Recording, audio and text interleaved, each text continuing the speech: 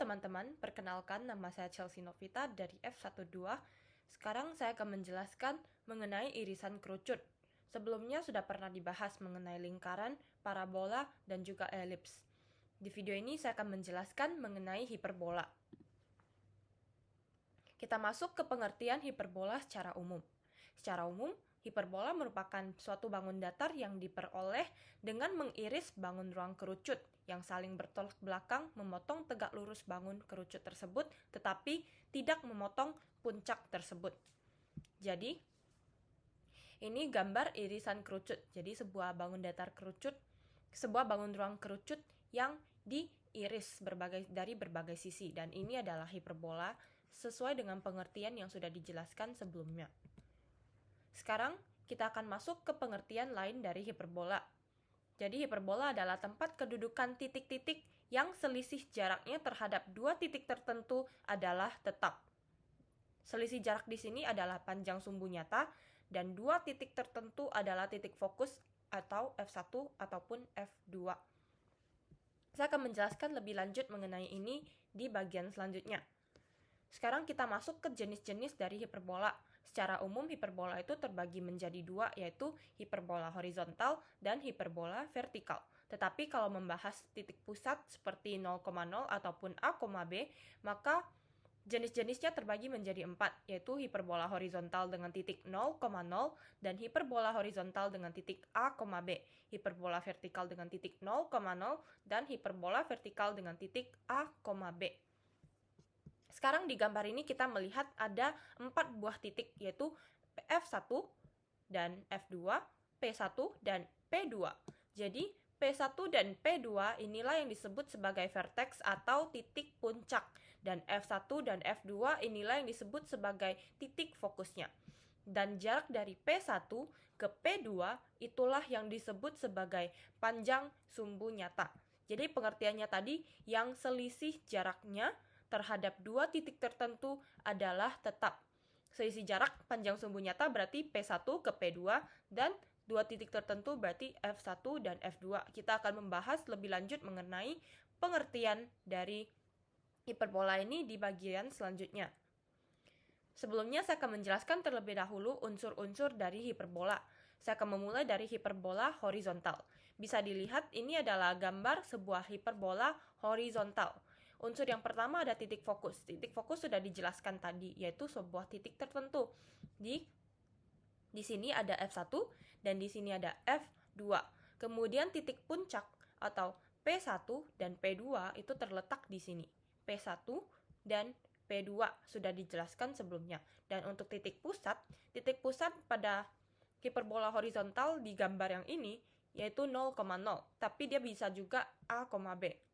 Dan ditandai dengan simbol O. Lalu ada sumbu utama atau sumbu transversal. Di hiperbola horizontal, sumbu utama atau sumbu transversalnya itu adalah sumbu X horizontal. Berarti dia berorientasi di sumbu X. Ataupun kita bisa melihat titik F1, titik F2, titik P1, titik P2 dan sumbu dan titik pusatnya. Apabila garis tersebut ada melalui kelima titik tersebut, maka itulah yang menjadi sumbu utama atau sumbu transversal. Sementara sumbu sekawan atau sumbu konjugasi merupakan sebuah garis atau sumbu yang tegak lurus terhadap sumbu utama dan melalui titik pusat. Lalu ada garis asimtot. Garis asimtot di sini digambarkan dengan A1 dan A2. Jadi garis asimtot itu memiliki definisi sebagai garis yang didekati oleh kurva sampai tak terhingga, tetapi tidak pernah menyentuh kurva itu. Di sini bisa kita lihat dari garis yang berwarna ungu, A1 dan garis A2. Jadi dia seolah-olah membatasi hiperbola tersebut tanpa sama sekali menyentuhnya. Lalu ada sumbu nyata. Sumbu nyata juga sudah dijelaskan tadi, yaitu jarak antara P1 ke P2. Sumbu utama dan sumbu nyata sebenarnya bisa dikatakan mereka berada di satu garis yang sama. Jadi sumbu nyata merupakan bagian dari sumbu utama. Lalu ada sumbu imajiner. Apa itu sumbu imajiner?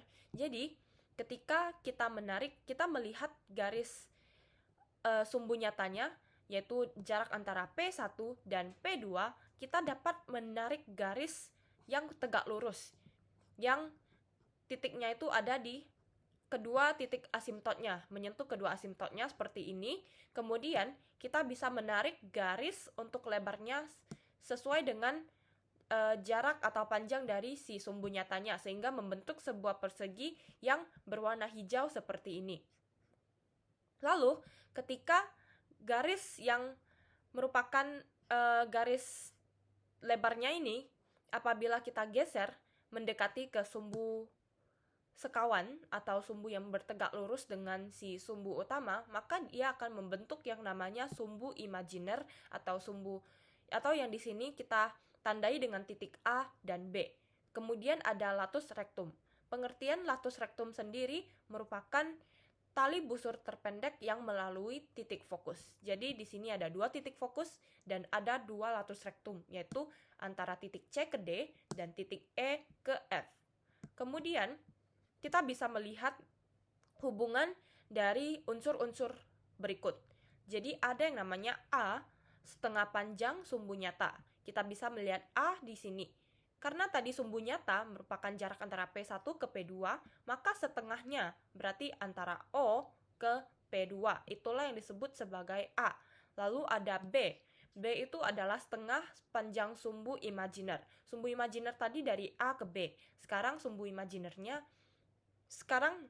setengah sumbu imajiner berarti dari A ke O. Itulah yang kita tandai dengan huruf B kecil. Kemudian ada C. C adalah jarak titik pusat ke titik fokus. Titik pusat ke titik fokus bukankah seharusnya dari O ke F2 atau O ke F1? Ya, tapi di sini kita bisa menggambarkan sebuah lingkaran menggunakan ketiga titik yaitu O, F1, dan F2. Dan lingkaran tersebut akan berbentuk seperti ini, yaitu yang digambarkan dengan garis abu-abu. Kemudian kita akan tarik salah satu garis ke salah satu titik dan jaraknya itu akan sama, yaitu jari-jari dari lingkaran. Jadi titik O ke titik ini tetap disebut sebagai jarak dari titik fokus ke titik pusat ke titik fokus yang ditandai dengan huruf C kecil. Kita melihat antara A, B, dan C ini membentuk sebuah segitiga siku-siku, sehingga kita dapat mengkorelasikan dengan rumus Pythagoras, yaitu C kuadrat atau sisi miring sama dengan A kuadrat ditambah dengan B kuadrat. Ini akan membantu kita untuk mencari unsur-unsur lainnya ataupun parameter dari hiperbola. Kemudian kita lanjut ke unsur-unsur dari hiperbola vertikal. Ini adalah gambar dari hiperbola vertikal. Perbedaannya dengan hiperbola horizontal tentu sudah kita lihat sendiri. Di sini hiperbolanya berorientasi di sumbu X, sementara di sini dia berorientasi di sumbu Y. Jadi dia bentuknya jadi seperti ini. Jadi unsur-unsur yang pertama ada titik fokus. Titik fokus F1 dan F2 sudah dibahas sebelumnya. Lalu ada titik puncak P1 dan P2. Ada titik pusat atau O. Ada sumbu utama atau sumbu transversal, yaitu di sumbu Y. Sudah dijelaskan sebelumnya kalau sumbu utama berarti yang melewati kelima titik tersebut. Kelima titik ini F1, F2, P1, P2, dan juga titik pusat. Jadi di hiperbola vertikal, karena semua titik-titiknya itu ada di sumbu Y, maka sumbu utamanya adalah sumbu Y. Lalu untuk sumbu sekawan berarti dia bertegak lurus dengan sumbu utama dan dia melalui titik pusat. Di sini adalah sumbu X. Kemudian ada asimptot. Garis asimptot sama definisinya tadi, yaitu sebuah garis yang didekati oleh kurva sampai terhingga tapi tidak menyentuh kurva itu. Jadi asimptot ada di A1 berwarna ungu, A2 berwarna ungu juga. Jadi dia membatasi. Kalau tadi di hiperbola horizontal dia ada di sebelah kiri dan kanan dari si asimptot. Tapi kalau di hiperbola vertikal dia berada di bagian atas dan bagian bawah asimptot. Selanjutnya ada sumbu nyata. Sumbu nyata sesuai pengertiannya tadi berarti jarak antara vertex satu ke vertex lainnya atau puncak satu ke puncak lainnya. Di sini P1 ke P2 jika kita menarik garis itu adalah sumbu nyata. Lalu ada sumbu imajiner. Sama seperti tadi, kita dapat menggunakan sumbu nyata untuk mencari sumbu imajiner itu. Jadi kita tarik garis dari asimtot yang satu ke titik asimtot yang lainnya, dan panjangnya itu kita gunakan jarak antara titik yang terbentuk ini, garis yang terbentuk dari titik-titik ini, sehingga kita membentuk sebuah persegi panjang yang berwarna hijau. Ketika sumbu nyatanya ini kita geser, ketika lebarnya ini kita geser mendekati ke sumbu sekawan, maka dia akan membentuk yang namanya sumbu imajiner, atau di sini sumbu A, B, dihubungkan dari titik A ke B yang berwarna biru. Kemudian ada latus rectum, pengertiannya tetap, yaitu tali busur terpendek yang melalui titik fokus. Di sini ditandai dengan C ke D dan E ke F, ada 2 latus rectum. Kemudian ada hubungan antara A, B, dan C. A itu setengah panjang sumbu imajiner. Dari A ke B menjadi dari O ke B setengahnya. Kemudian ada B, setengah panjang sumbu nyata dari P1 ke P2 menjadi ke P1 ke O. Dan ada C, jarak titik pusat ke titik fokus. Sama, kita menggunakan konsep lingkaran. Jadi kita membentuk sebuah lingkaran, dan jika kita tarik ke sini, maka dia akan menjadi jari-jari lingkaran. Jadi jaraknya ke sini dan ke sini itu sama. Teman-teman, sekarang saya akan masuk ke persamaan hiperbola. Jadi kita bisa mengambil dari pengertian hiperbola itu sendiri, yaitu tempat kedudukan titik-titik yang selisih jaraknya terhadap dua titik tertentu adalah tetap. Dengan selisih jarak berarti panjang sumbu nyata dan dua titik tertentu yang dimaksud adalah F1 dan F2. Kita bisa lihat dari gambar ini. Kita bikin salah satu titik. Kalau di sini saya bikin P yang berkedudukan di X, Y, kita akan menghubungkannya dengan pengertiannya nanti. Tapi kita lihat dulu unsur-unsur lainnya. F1, F2, P1, dan P2.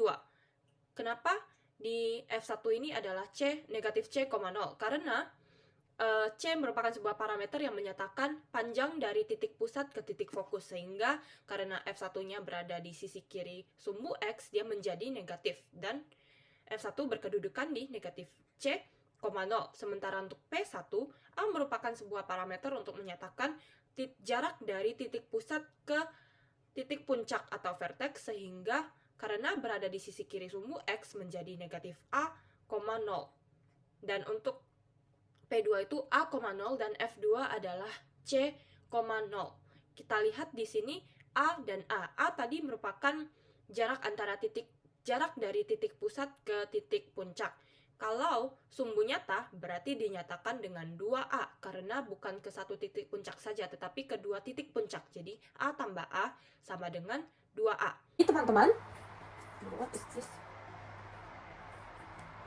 Jadi teman-teman, sekarang kita akan masuk ke menurunkan rumus persamaan hiperbola. Tadi kita sudah membuat satu titik, yaitu titik P yang berkedudukan di X, Y, dan sekarang kita akan menggunakan pengertian dari si hiperbola itu sendiri untuk menurunkan rumusnya. Jadi tadi pengertiannya itu adalah tempat kedudukan titik-titik yang selisih jaraknya terhadap dua titik tertentu adalah tetap. Tapi sebelumnya kita jelaskan lebih lanjut lagi dari pengertian ini. Jadi, yang kita bisa membuat ini adalah titik P1, ini adalah titik F1, ini P2, dan ini F2. Jadi dari pengertiannya, misalnya kita bikin titik di sebelah sini, dan kita bikin dia P, X, B. P, jika kita hubungkan ke F1, dan kita hubungkan juga ke F2, maka dia selisih dari jarak P ke F1 dan selisih dari jarak P ke F2 adalah ini, P1 ke P2, atau yang kita sebut sebagai sumbu nyata atau 2A. Kalau misalnya ini ke sini 4 dan ini ke sini 8, maka jarak dari atau selisih dari keduanya, misalnya selisihnya 8 dikurang 4 itu 4. Berarti 4 atau selisihnya itu merupakan panjang dari sumbu nyata. Jadi ini ketiganya saling berhubungan, dan kita akan menggunakan hubungan ini untuk menurunkan persamaan rumusnya. Jadi kita bisa buat P F1 min P F2 sama dengan 2A. Lalu kita pakai rumus menentukan jarak antara kedua titik, yaitu akar X F1 dikurang X P dikuadratkan ditambah dengan Y F1 dikurang Y P dikuadratkan. Lalu kita tambah dengan, kita kurang dengan akar X F2 kurang XP dikuadratkan ditambah dengan Y F2 kurang YP dikuadratkan sama dengan 2A. Lalu kita bisa memasukkan data-data tadi. Jadi kita udah tahu kalau X F1 itu tadi, F1 itu terletak di min C, 0 dan dan titik P itu terletak di X, Y, dan untuk F2 dia terletak di C, 0. Jadi kita masukin saja semuanya, maka dia akan menjadi akar min C min X dikuadratkan tambah 0 min Y dikuadratkan dikurang dengan C min X dikuadratkan tambah 0 min Y dikuadratkan sama dengan 2A. Lalu kita akan memindahkan si C min X dikuadratkan tambah 0 min Y dikuadratkan ke ruas sebelah kanan. Jadi kita akan menjumlahkan kedua ruas dengan akar C min X dikuadratkan tambah 0 min Y dikuadratkan. Nanti hasilnya akan menjadi min C min X dikuadratkan tambah 0 min Y dikuadratkan sama dengan 2A ditambah akar C min X dikuadratkan tambah 0 min Y dikuadratkan. Langkah selanjutnya, kita selesaikan terlebih dahulu kuadrat-kuadrat yang ada di dalam akarnya. Jadi ini kita selesaikan dulu, ini kita selesaikan, ini juga kita selesaikan. Jadi dia akan menjadi min C min X dikuadratkan menjadi C kuadrat tambah 2CX tambah X kuadrat dan ditambah Y kuadrat sama dengan 2A tambah akar C kuadrat min 2CX tambah X kuadrat tambah Y kuadrat. Karena kedua ruas ini memiliki akar dan yang tersisa itu cuma 2A plus bla bla bla dan ini. Jadi untuk menyelesaikannya kita bisa mengkuadratkan kedua ruas. Jadi kedua ruas kita kuadratkan.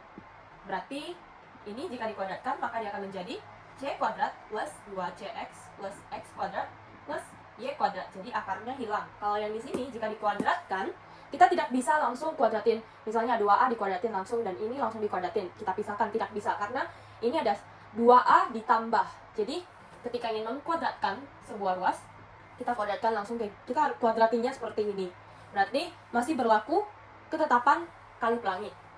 Jadi nanti dia akan menjadi 4A kuadrat tambah 2 dikali 2A dikali akar C kuadrat min 2CX tambah X kuadrat tambah Y kuadrat lalu ditambah dengan C kuadrat min 2CX tambah X kuadrat tambah Y kuadrat. Langkah selanjutnya kita dapat melihat bentuk-bentuk yang sama. Langkah selanjutnya kita akan melihat bentuk-bentuk yang sama antara ruas kiri dan ruas kanan supaya bisa kita coret atau kita hilangkan. Kalau di sini kita lihat ada C kuadrat, kita kurang, berarti kita kurang kedua ruas dengan C kuadrat, kurangin kedua ruas dengan X kuadrat, kurangin kedua ruas dengan Y kuadrat. Maka kita akan tersisa dengan 2CX sama dengan 4A kuadrat tambah 2 kali 2A, berarti 4A dikali akar C kuadrat min 2CX tambah X kuadrat tambah Y kuadrat ditambah dikurang dengan 2CX. Karena ini sama-sama CX, kita bisa antara kita jumlahin atau kita kurangin. Lalu jadinya kita pindahin aja yang min 2CX ini, negatif 2CX ke ruas sebelah kiri. Kedua ruas kita tambahkan dengan 2CX. Maka di ruas kiri dia akan menjadi 4CX sama dengan 4A kuadrat tambah 4A dikali C kuadrat min 2CX tambah X kuadrat tambah Y kuadrat. Sekarang kita bisa lihat, karena ini sama-sama 4, 4, dan 4, maka kita bisa membagi kedua ruas dengan 4. Jadi kita bagi dengan 4. Dia akan menjadi CX sama dengan A kuadrat tambah A kali C kuadrat min 2CX tambah X kuadrat tambah Y kuadrat. Selanjutnya, kita akan pindahkan si A kuadrat ini ke ruas sebelah kiri. Caranya dengan cara kita kurangkan A kuadrat di kedua ruas. Berarti CX min A kuadrat sama dengan A dikali C dikali akar C kuadrat min 2cx tambah x kuadrat tambah y kuadrat. Lalu setelah ini kita melihat kalau di sini itu masih ada akar. Jadi langkah selanjutnya kita kuadratkan lagi kedua ruas. Jadi kita kuadratkan, maka akan menjadi cx min a kuadrat dikuadratkan, dan a dikali akar c kuadrat min 2cx tambah x kuadrat tambah y kuadrat dikuadratkan. Cx min a kuadrat dikuadratkan menghasilkan c kuadrat x kuadrat min 2a kuadrat cx tambah a pangkat 4 sama dengan a kuadrat dikali dengan dikali dengan, karena ini sudah dikuadratkan berarti akarnya sudah hilang. Ini menjadi c kuadrat min 2cx tambah x kuadrat tambah y. Berbeda halnya dengan yang di atas, karena ini simbolnya adalah kali, maka kita dapat langsung mengkuadratkan ini dan ini. Tapi sama, dia bentuknya akan menjadi ini, lalu kita kalikan a ke dalam si c kuadrat min 2cx tambah x kuadrat tambah y kuadrat ini.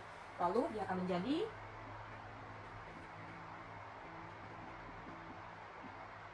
a kuadrat c kuadrat min 2a kuadrat cx tambah a kuadrat x kuadrat tambah a kuadrat y kuadrat. Langkah selanjutnya, kita bisa lihat bentuk yang sama supaya bisa kita habiskan atau kita coret. Di sini ada min atau negatif 2a kuadrat cx. Kita habiskan, kita jumlahkan kedua ruas dengan 2a kuadrat cx, sehingga dia akan hilang atau dia akan habis. Lalu setelah itu, kita lihat dari masing-masing ruas. Mana yang bisa kita gabungkan dengan cara melihat variabel-variabel yang sama untuk kita satukan. Kalau di sini berarti kita akan pindahkan si a kuadrat x kuadrat dan si a kuadrat y kuadrat ke ruas yang kiri, dan a pangkat 4 akan kita pindahkan ke ruas sebelah sini. Berarti nanti dia akan jadi c kuadrat x kuadrat min a kuadrat x kuadrat min a kuadrat y kuadrat sama dengan a kuadrat c kuadrat dikurang a pangkat 4. Ini karena untuk memindahkan dia ke sini, berarti kedua ruas sama-sama kita kurangkan dengan a kuadrat x kuadrat biar yang ini habis, a kuadrat y kuadrat supaya yang ini habis, dan kita kurang dengan a kuadrat a pangkat 4 supaya yang di sini habis. Dan kalau sudah di sini, kita lihat variabel-variabel yang sama supaya bisa kita faktorkan. Kalau di sini ada c kuadrat dan x kuadrat dan a kuadrat dan x kuadrat, berarti kita ubah bentuknya jadi c kuadrat min a kuadrat dikali dengan x kuadrat min a kuadrat y kuadrat sama dengan, kalau yang di sini kita bisa lihat kalau ada variabel yang sama yaitu a. Jadi kita bikin a kuadrat dikali dengan c kuadrat min a kuadrat. Sampai di sini kita melihat satu persamaan yaitu c kuadrat min a kuadrat. Tadi sebelumnya kita sudah menjelaskan hubungan dari unsur-unsur hiperbola itu sendiri, dan kita mendapatkan satu rumus Pythagoras berupa c kuadrat sama dengan a kuadrat tambah b kuadrat. Ini berarti ini c kuadrat min a kuadrat sama rumus Pythagoras yang ini, berarti mereka itu berhubungan. Kalau c kuadrat sama dengan a kuadrat tambah b kuadrat, berarti c kuadrat min a kuadrat itu merupakan rumus untuk mencari b kuadrat. B kuadrat sama dengan c kuadrat dikurang a kuadrat. Oleh karena itu, kita bisa menuliskan ulang c kuadrat min a kuadrat menjadi b kuadrat. Nanti dia akan jadi b kuadrat x kuadrat min a kuadrat y kuadrat sama dengan a kuadrat b kuadrat. Sampai di sini, bagaimana caranya supaya yang di belakang ini bisa menjadi satu?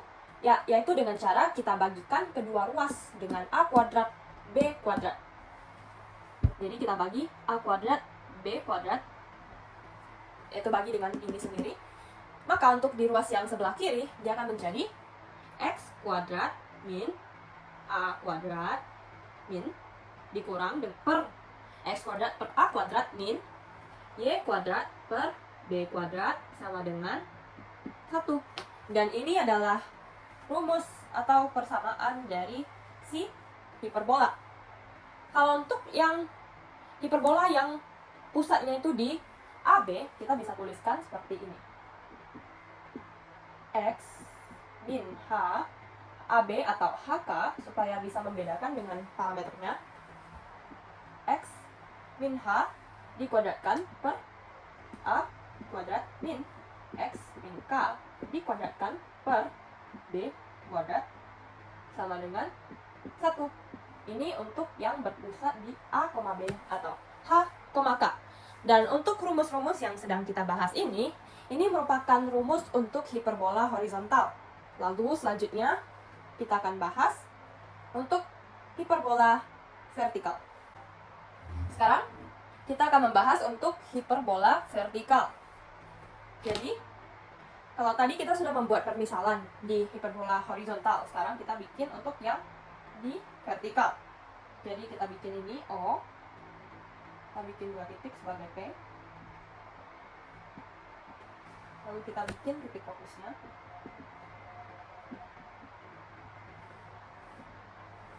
Sekarang kita lihat di sini.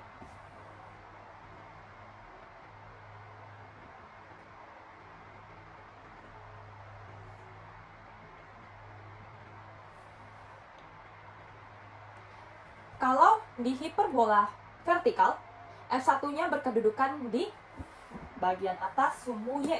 Berarti dia itu 0, C. C itu merupakan parameter yang menyatakan jarak antara titik pusat ke titik fokus. Sudah dijelaskan sebelumnya. Kalau untuk P atau puncaknya berarti di 0, B. Begitu juga dengan P2 dan F2-nya.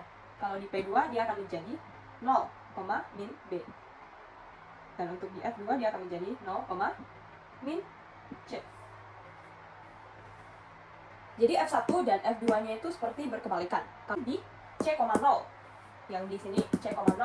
Tapi sekarang dia berubah menjadi 0, C. Berarti fokusnya itu ada di sumbu Y. Kita pakai yang PF1 min PF2 sama dengan 2B. Karena dia vertikal tadi, maka sumbu nyatanya itu bisa kita tuliskan sebagai B. Kalau di horizontal tadi kita gunakan A, yaitu parameter yang menyatakan jarak dari si titik pusat ke titik puncak. Tapi kalau di vertikal kita gunakan B, jadi dia 2B. Kita tuliskan kembali untuk rumus mencari jarak dari kedua titik, yaitu XF1 min XP dikuadratkan tambah YF1 min YP dikuadratkan dikurang dengan XF2 min XP dikuadratkan ditambah YF2 min YP dikuadratkan sama dengan 2B. Kita masukkan data-data tadi ke dalam sini.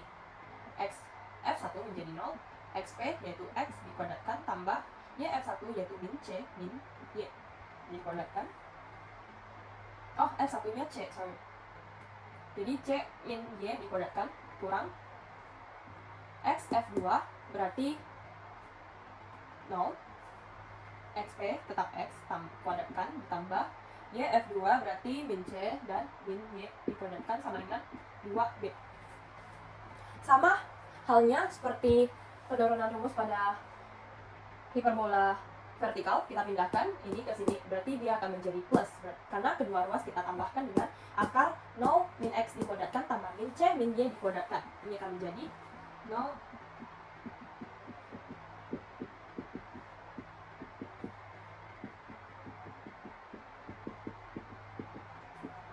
Kemudian kita akan selesaikan kuadrat-kuadrat yang ada di dalam akar. Ini akan menjadi X kuadrat ditambah C kuadrat min 2CY tambah Y kuadrat sama dengan 2B ditambah akar X kuadrat tambah C kuadrat tambah 2CY tambah Y kuadrat. Kemudian kita kuadratkan kedua ruas untuk menghilangkan akar. Untuk yang ini akarnya akan hilang dan dia menjadi X kuadrat tambah C kuadrat min 2CY tambah Y kuadrat sama dengan, jika ini dikuadratkan berarti kita kuadratkan yang 2B tambah akar X kuadrat tambah C kuadrat tambah 2CY tambah Y kuadrat, berarti kali pelangi akan menjadi 4B kuadrat tambah 2 kali 2B dikali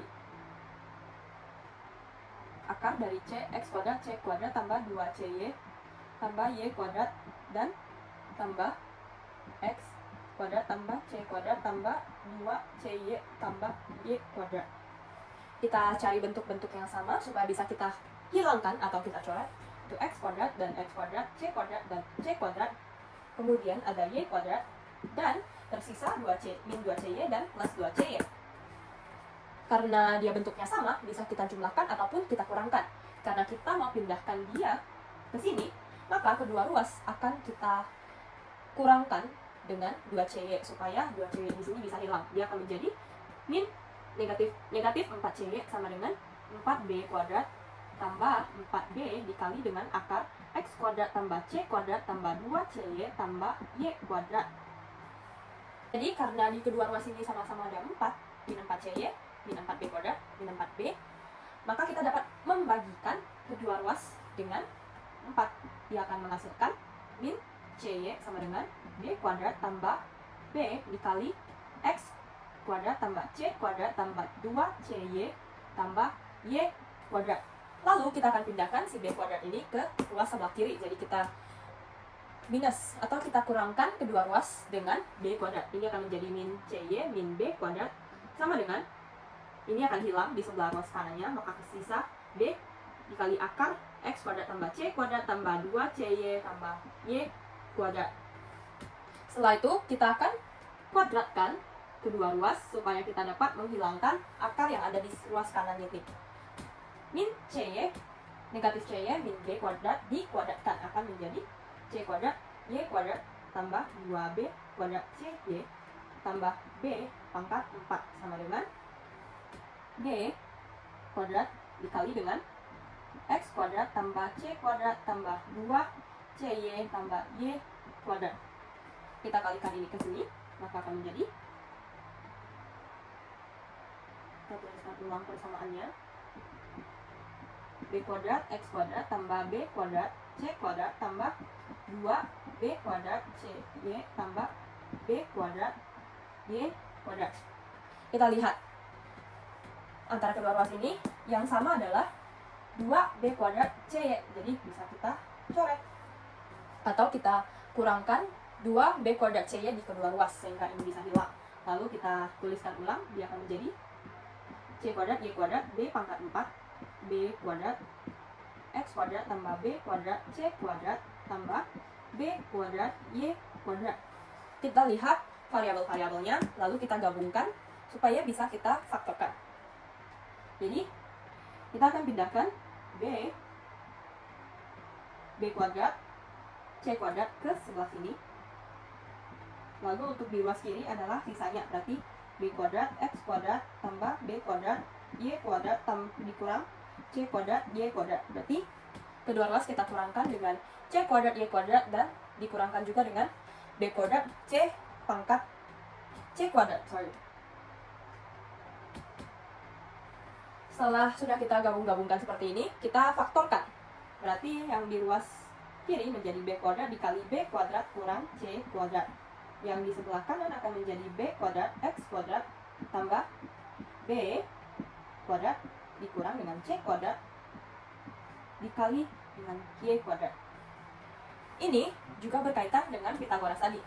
Tadi C kuadrat sama dengan A kuadrat tambah B kuadrat, dan B kuadrat adalah C kuadrat dikurang A kuadrat. Sementara yang kita lihat di sini adalah B kuadrat dikurangkan dengan C kuadrat. Oke, sekarang kita melihat ada dua persamaan ini, yaitu B kuadrat min C kuadrat. Dan dia, B kuadrat min C kuadrat ini berhubungan juga dengan Pitagoras yang telah kita bahas tadi, yaitu C kuadrat sama dengan A kuadrat ditambah B kuadrat, dan B kuadrat sama dengan C kuadrat min A kuadrat. Sementara untuk A kuadrat adalah C kuadrat min B kuadrat. Tapi di sini yang muncul itu B kuadrat min C kuadrat, sehingga kalau dia C min B, C kuadrat min B, C kuadrat min B kuadrat, kalau B kuadrat min C kuadrat berarti dia adalah min A kuadrat. Sehingga untuk persamaannya kita tuliskan sebagai berikut. Min A kuadrat B kuadrat sama dengan B kuadrat X kuadrat tambah, oh ini negatif, berarti tetap negatif, atau min A kuadrat Y kuadrat. Ini Y-nya jangan sampai lupa. Baru kedua ruas kita bagi dengan A kuadrat B kuadrat. Maka akan menghasilkan min 1 sama dengan X kuadrat min A kuadrat min Y kuadrat per B kuadrat. Atau dapat kita tulis sebaliknya seperti X kuadrat per A kuadrat min Y kuadrat per B kuadrat sama dengan min 1. Sekarang kita sudah menemukan rumus untuk hiperbola vertikalnya. Kalau untuk yang berpusat di H, K atau A, B, dapat kita tuliskan sebagai berikut. X min H dikuadratkan per A kuadrat min Y min K dikuadratkan per B kuadrat sama dengan negatif 1. Jadi sekarang kita akan kembali ke materi kita. Dan sekarang kita akan membahas apa itu asimtot. Jadi asimtot itu sudah pernah disinggung sebelumnya. Dan definisi dari asimtot itu adalah garis lurus yang didekati secara asimptotik oleh kedua cabang hiperbola saat kurva menjauh ke tak hingga tetapi tidak pernah bersentuhan atau berpotongan dengannya. Asimptotik sendiri merupakan sifat dari si garis asimtot sendiri yang dijauhi, yang didekati oleh kurva hiperbola sampai tak hingga.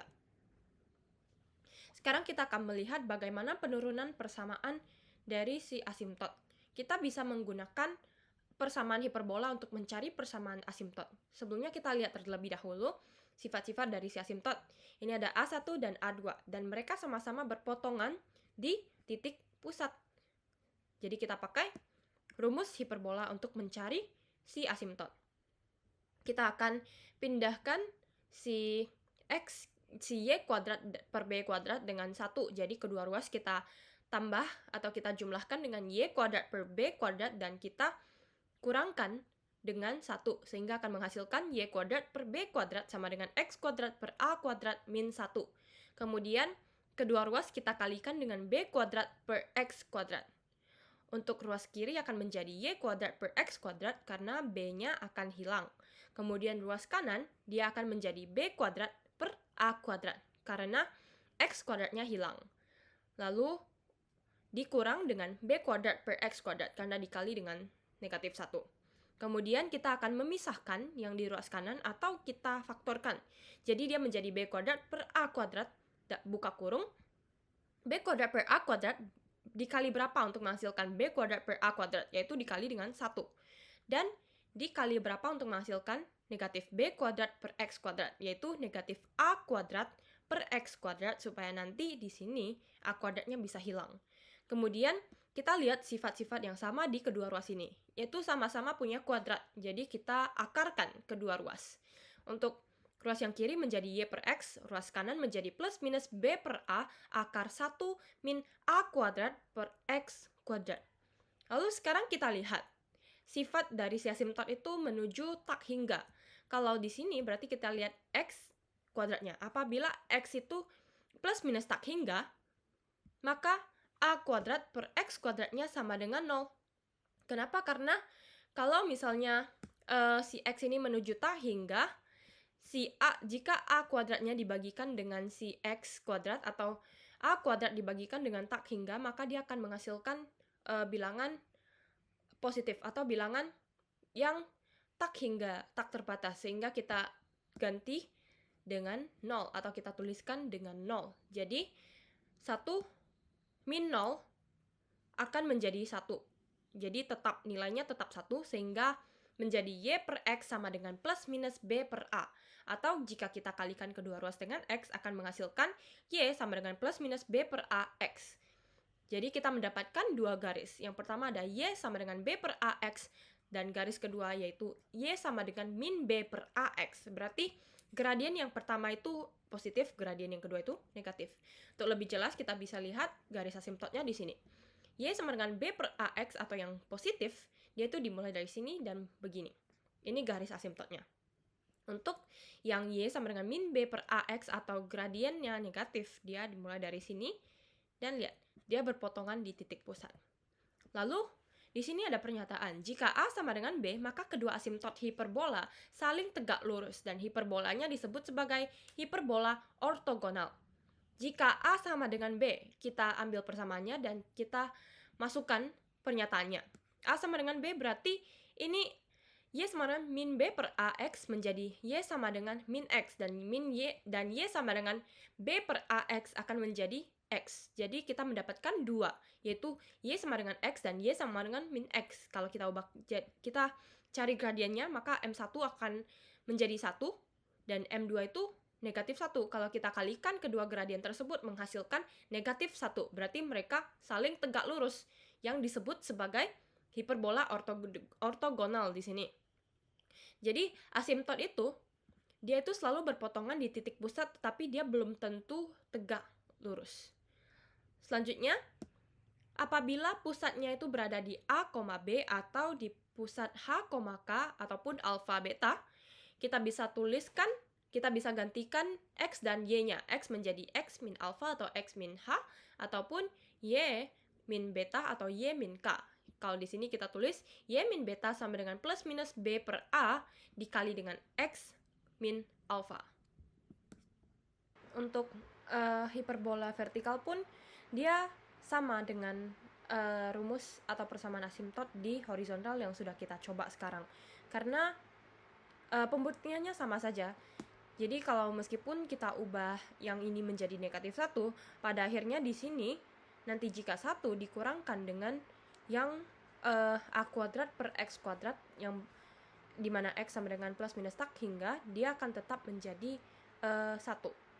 Sehingga hasil yang didapatkan juga akan sama seperti rumus asimtot di hiperbola horizontal. Sekarang kita bahas pengertian lain dari hiperbola, yaitu tempat kedudukan yang perbandingan jaraknya terhadap sebuah titik tertentu dan sebuah garis tertentu adalah tetap, di mana perbandingannya adalah eksentrisitas, dan titik tertentu adalah F1 dan F2, dan garis tertentu kita sebut sebagai direktris atau garis arah. Kita bisa lihat garis direktris yang di hiperbola horizontal, digambarkan dengan G1 dan G2, dan di vertikal juga G1 dan G2. Untuk di horizontal, G1-nya dituliskan dengan persamaan X sama dengan min A kuadrat per C, negatif A kuadrat per C, dan di G2-nya X sama dengan A kuadrat per C. Untuk di hiperbola vertikal, G1-nya Y sama dengan B kuadrat per C, dan di G2 negatif B kuadrat per C. Jadi perbedaannya adalah di sini A kuadrat, di sini B kuadrat. Karena di sini horizontal, dia juga menggunakan X sama dengan. Kalau di sini vertikal dia menggunakan Y sama dengan. Kenapa? Karena garis direktris atau garis arah itu biasanya bertegak lurus dengan sumbu utama. Kalau di horizontal, sumbu utamanya itu sumbu X, sehingga direktrisnya itu sejajar dengan sumbu Y. Kalau di vertikal, sumbu utamanya itu adalah sumbu Y, sehingga dia akan sejajar dengan sumbu X. Untuk direktris dan eksentrisitas juga sudah pernah kita bahas sebelumnya pada saat membahas elips, sehingga saya tidak akan terlalu membahas di sini. Tetapi ini sekilas kurang lebih bagaimana penurunan rumus garis direktris dapat dilihat sendiri. Dan ini melalui penurunan rumus garis direktris pun kita dapat menemukan penurunan rumus untuk eksentrisitas, yang dimana sama juga dengan hiperbola, antara elips dan hiperbola. Tapi bedanya di elips eksentrisitasnya itu adalah antara 0 dan 1. Antara 0 1. Kalau di eksentrisitas hiperbola, dia itu bernilai lebih dari 1. Dan ini adalah perbandingan atau si eksentrisitas dituliskan dengan C per A, ataupun di vertikal dapat kita tulis sebagai C per B. Rangkuman dari materi hiperbola, yaitu ada hiperbola horizontal dengan 2 pusat, dan ini persamaannya. Untuk pusat 0,0 dia X kuadrat per A kuadrat min Y kuadrat per B kuadrat sama dengan 1.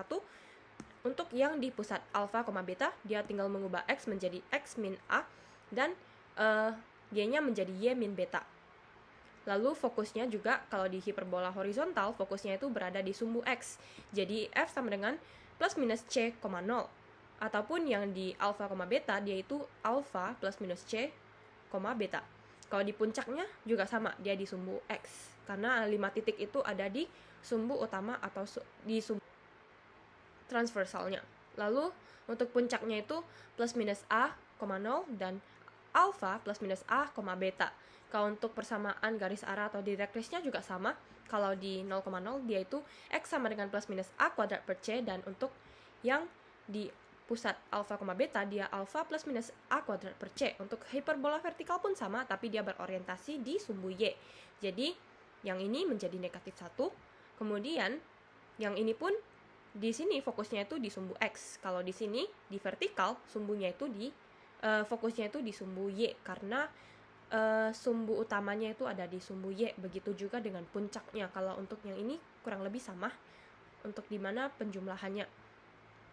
Baru persamaan garis arah juga sama. Tapi yang di sini Y sama dengan beta plus minus B kuadrat per C. Selanjutnya ada asimtot dan panjang latus rektum. Untuk asimtot, hiperbola horizontal dan hiperbola vertikal dia itu sama aja. Tapi yang beda itu yang sumbu 0,0 dan sumbu alfa, beta. Kita gantikan saja si Y dengan Y min beta dan X dengan X min alfa. Untuk panjang latus rektum itu kurang lebih sama. Dia itu bernilai mutlak, tapi di horizontal dia itu 2B kuadrat per A, nilainya mutlak, dan hiperbola vertikal itu 2A kuadrat per B. Kita akan membahas sebuah istilah yaitu hiperbola sekawan. Hiperbola sekawan adalah dua buah hiperbola yang memiliki pusat nilai parameter A, B, C yang sama tetapi berbeda orientasi sumbunya. Satu hiperbola punya sumbu utama horizontal, sementara hiperbola sekawannya memiliki sumbu utama vertikal. Dengan kata lain, hiperbola sekawan saling tegak lurus sumbunya dan berbagi pusat yang sama. Contohnya kita ambil Y kuadrat per B kuadrat, X kuadrat per A kuadrat min Y kuadrat per B kuadrat sama dengan 1. Maka hiperbola sekawannya adalah Y kuadrat per B kuadrat min X kuadrat per A kuadrat sama dengan 1. Atau kita bisa tulis sebagai X kuadrat per A kuadrat min Y kuadrat per B kuadrat sama dengan 1, minus 1, negatif 1. Kedua hiperbola ini punya panjang sumbu utama dan sumbu sekawan yang saling bertukar, tapi parameter-parameter dasarnya tetap sama. Jadi hiperbola sekawan adalah pasangan hiperbola yang berkawan karena pusat parameternya sama, tapi orientasi sumbunya itu berbeda. Kita bisa lihat di sini. Ini merupakan sebuah visualisasi dari contoh yang diberikan. Ini adalah hiperbola yang pertama, yaitu hiperbola yang horizontal dengan garis berwarna merah. Dan ini hiperbola yang kedua, yang warnanya biru. Bisa dilihat garis direktrisnya itu tegak lurus. Kemudian dia akan membentuk sebuah persegi. Lalu karena parameternya sama, yaitu A sama, B sama, C sama. Jadi jarak sini ke sini sama, jarak sini ke sini sama, jarak ke sini sama, jarak ke ini dan ini sama juga. Begitu juga dengan asimtot, tapi yang membedakan hanya arahnya. Kalau ini horizontal, ini vertikal. Kemudian kita bisa melihat dari contoh lain juga. Ini ada contoh lain di mana hiperbolanya berpusat di alfa, beta. Hiperbola X min alfa dikuadratkan per A kuadrat min Y minus beta dikuadratkan per B kuadrat sama dengan 1 sekawan dengan X min alfa dikuadratkan per A kuadrat min Y per beta dikuadratkan per B kuadrat sama dengan negatif 1. Jadi bedanya satu horizontal dan satu vertikal, sama seperti tadi.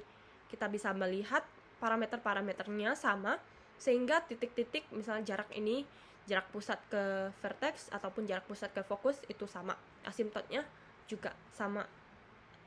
Yang berbeda tadi ditegaskan. Bedanya hanya arahnya. Jadi pusatnya pun sama. Arahnya itu satu vertikal, satu horizontal. Kalau kita geser gambar 1 dan gambar 2, meskipun mereka itu di titik yang berbeda, di pusat yang berbeda, tapi kita bisa melihat satu ciri atau karakteristik dari hiperbola sekawan, yaitu garis direktrisnya bertegak lurus. Seperti ini, mereka membentuk sebuah persegi di sini karena parameternya itu sama. Jadi jarak antara sini ke sini sama, sini ke sini sama, sini ke sini sama. Ya, kira-kira begitu. Saya rasa sekian yang bisa saya jelaskan mengenai materi hiperbola. Saya minta maaf apabila ada kesalahan dalam penjelasan saya, dan saya harap penjelasan saya dapat bermanfaat. Sekian dan terima kasih.